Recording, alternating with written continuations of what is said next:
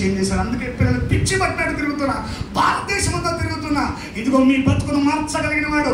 మీకు డబ్బున్నా మీరు పాడైపోతారు, నాలెడ్జ్ ఉన్నా పాడైపోతారు, మీ బతుకులో యేసు లేకపోతే పాడైపోతారు కదా. అంటే మీ కొంతమందికి ఏం డౌట్ ఉంటుంది తెలుసా? కొంతమందికి ఏం డౌట్ ఉంటుంది అంటే, అంత ఉత్తిదేలేవా, నువ్వు మాయ చేస్తున్నావు, నువ్వంతా తప్పు, నువ్వంతా చేసేది రాంగ్ అంటారు.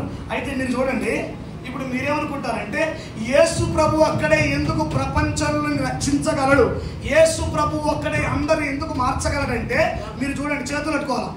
మీరు చూడండి పిల్లల, ముగించేస్తాను, అయిపోయింది, ఇంకొక మ్యాజిక్ తీసుకులో చేస్తా. ఇదిగో మీరు చూడండి, ఈయన ఎవరు పిల్లలు చెప్పండి, చెప్పండి. అయితే కొంచెం రైట్ సరే.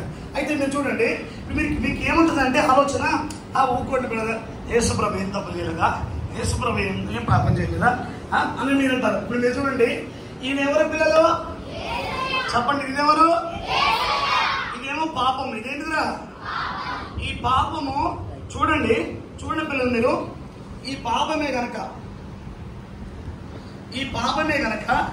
చూడండి, ఈ పాపంలో ఒకవేళ యేసు ప్రభుని పాపం ఏం చేస్తుందో చూడండి.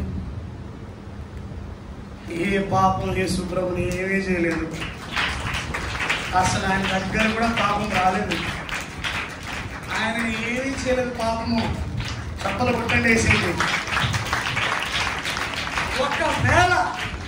ఒకవేళ వాడంత పాపైనా వాడి బతుకులోకి యేసు ప్రభు వస్తే క్షణంలో వాడి బతుకులు మార్చేయగలడు నా ప్రభు.